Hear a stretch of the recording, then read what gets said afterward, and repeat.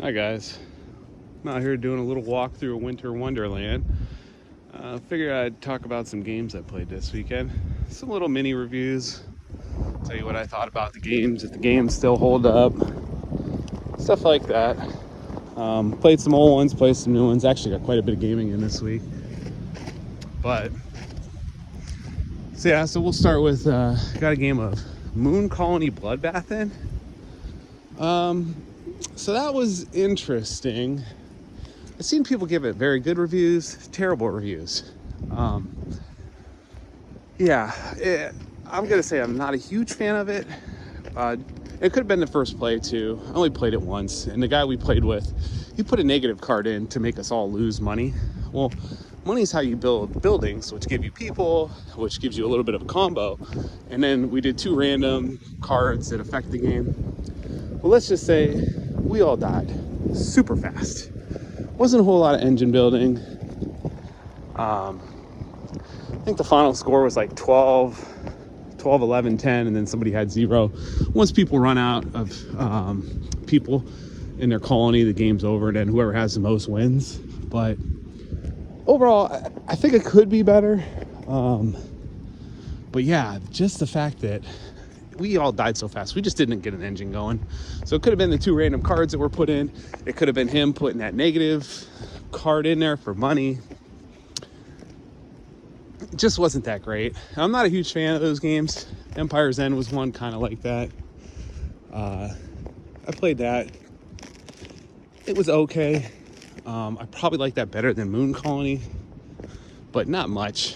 I am getting rid of that game, Empire's End. So it tells you I'm not the biggest fan of it. But yes, that's Moon Colony. I'd have to give it another play, but it's definitely leaning towards like a 6 for me. But whatever. Then I played Crusaders I Will Be Done. That is a hidden gem.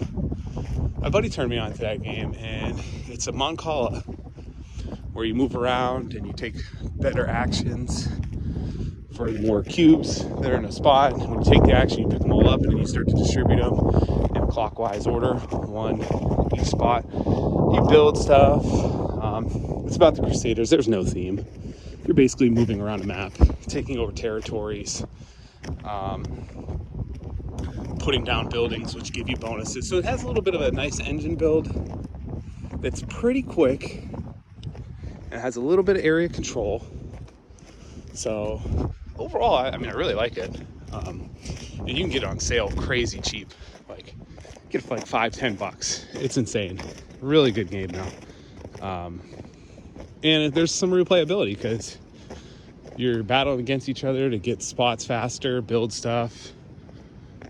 Can be a little mean sometimes, but it's really not that. You can always work around it. If someone takes your spot, moves on the map and kills somebody and then builds, there's always other options. There's a nice little, I think there's like 12 or 13 different characters that all do something different. Really good. Lots of replayability. Still love the game. Got about 4 plays of it now. But yeah, I do like the Mancala. I think Ostia is like that too. Ostia is pretty good, but I like Crusaders better because it's faster. That's probably why I do like it better.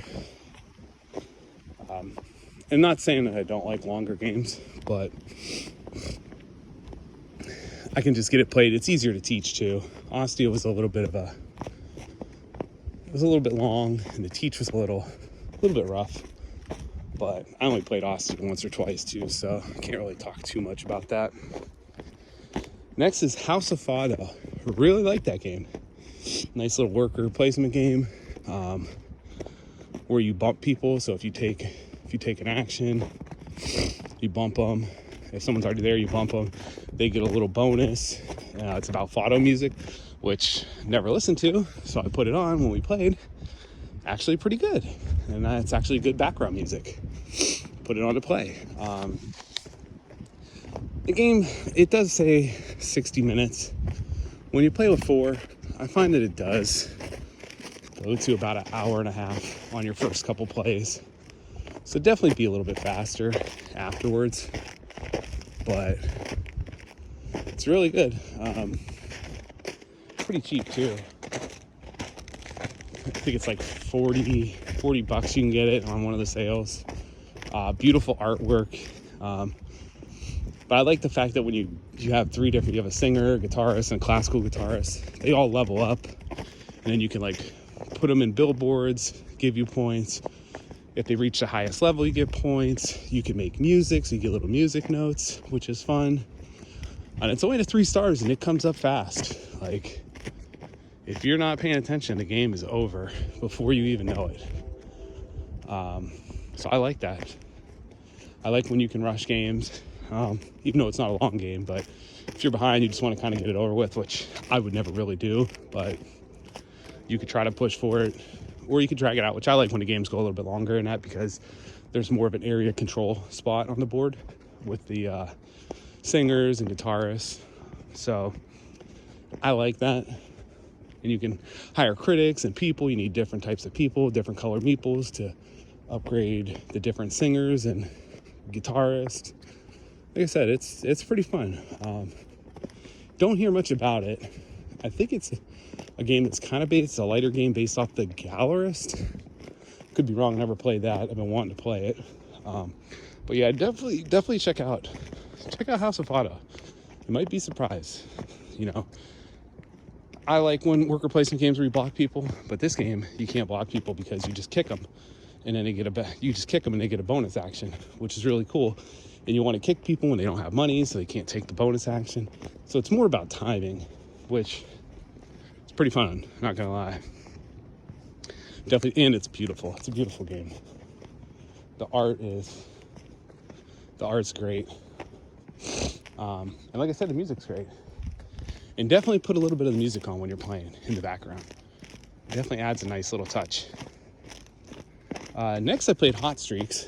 Played it with my kid, my son. He's 5 or 6. He absolutely loved it. He was standing up cheering for the hot dog man. Just great. It was funny hearing him root for the hot dog. My daughter was rooting for the fish. Then I played with my mom and my brothers. They liked it. They weren't as excited. I played it at the board game night.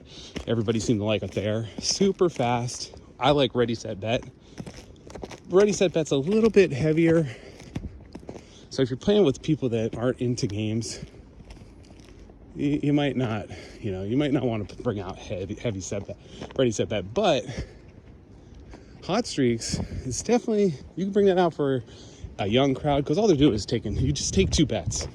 You mix in some cards between the 4 mascots that are racing. You're going to bet if they come in first, second, or first. You're going to draft these tiles, which are the bets. And then you're going to put a card in, a secret card, so it mixes the deck up every round. It's 3 rounds. Super fast, super fun. Last round, you get to double one of your bets. You get to do a side bet, which is great.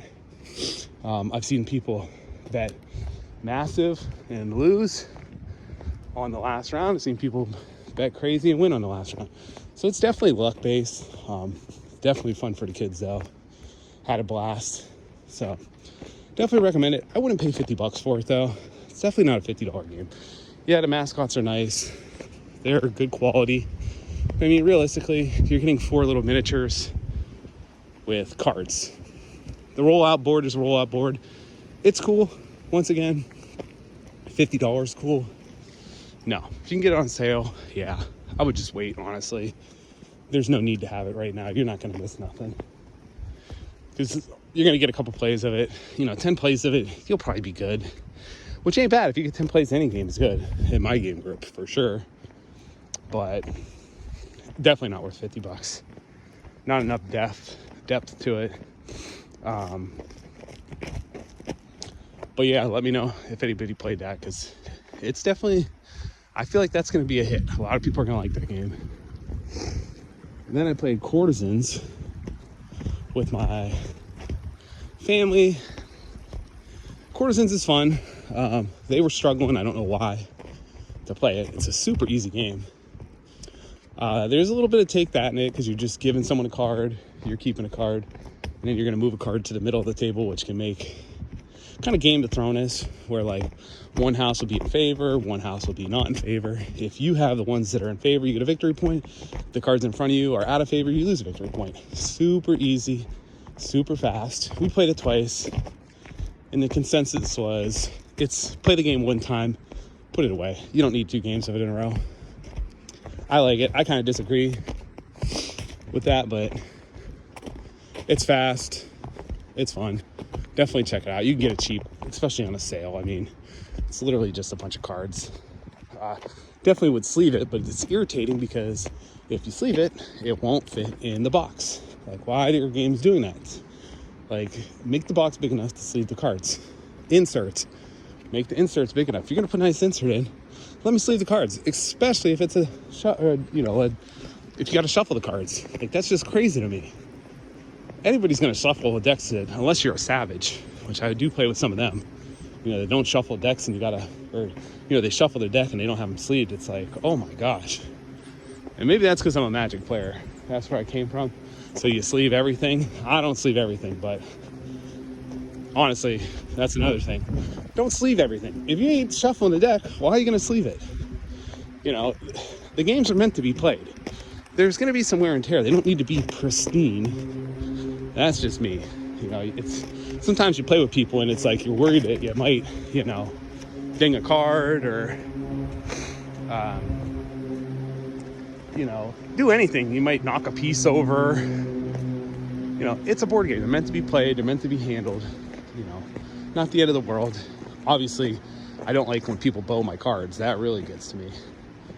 But yeah, so that's Courtisans. It's fun. You're not going to get many plays out of it. But I think it's a cheap game, like $15. So next one is Fromage, which I'm doing a solo playthrough right now. Fromage is good. Played another game last night. Love the game. Great game. You're putting workers down in different spots in front of you. I personally don't think the game's that good if you don't draft the starting tiles to switch up your board. The game gets a little dry. Now, when you draft the starter tiles, that's where it gets a little bit funner because you can make combos. Because when you get structures, you can build different stuff. So you can, like, if you place a cheese out in a certain area, you can get a card or just stuff like that. You can have different end game scoring. It makes it a lot better. Your basic board, you can't do as much with. So I definitely advise you, if you're going to play where you draft the tiles. I know some people I play with, they're like, I don't want to do that. It's our first play. I go, just draft them and don't use them. You don't have to use them because the buildings you cover up, you don't have to cover them up. You can cover them up. But it just makes the game way better. Way better.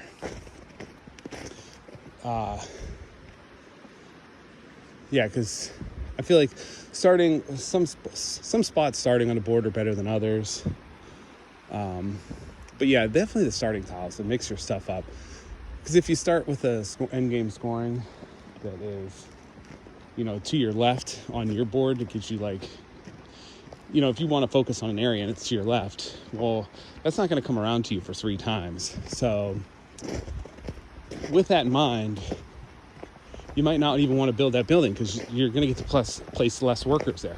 And I know you can save up your cows to drop a bunch at the same time, but it's not as easy as if somebody starts on the area.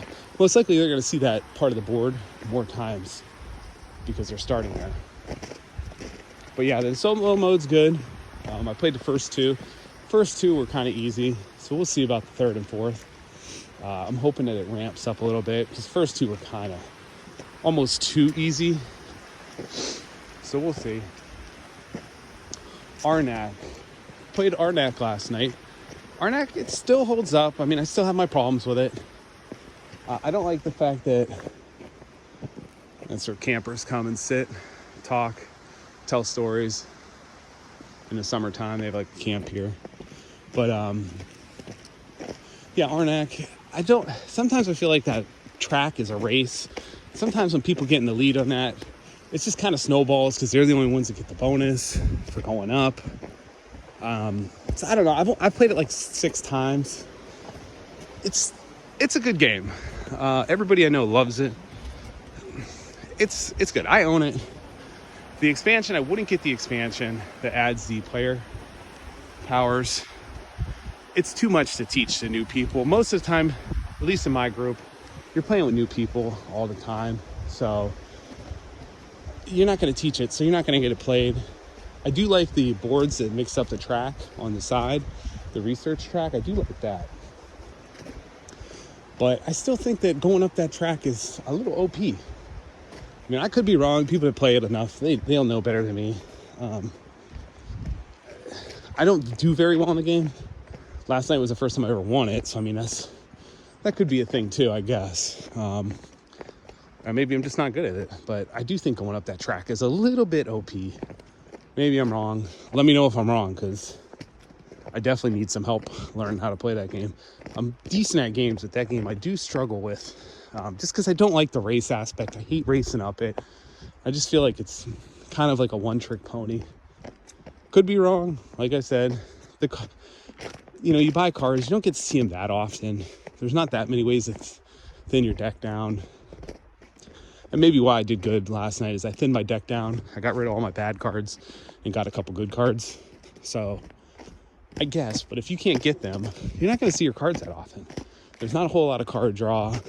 So once again, I don't really know. Could just be me. People love it. Like I said, everybody in my group absolutely loves it. I'm definitely in the minority. I think it's good. It's better than Dune, I will say that. Somebody brought Dune, the new Dune. Every time I play that game, it does not leave a good feeling. Every time I play it, I usually lose by hitting cards. I scored 2 points. Well, that's cheesy. The game's only 2, 11 or 10. You start with 1, then you get 2 points given to you. Not a huge fan of it. And the last one was in Nori. This is a little kind of a hidden gem for a light game. My buddy had it, and he wanted to play it for a lighter game, play with his family. Pretty good. The worker placements spots change every round. So it's actually pretty good. I would definitely check it out. You got it for like $10. But very good game. And with that, I'll leave it at that. Thanks for watching and subscribe.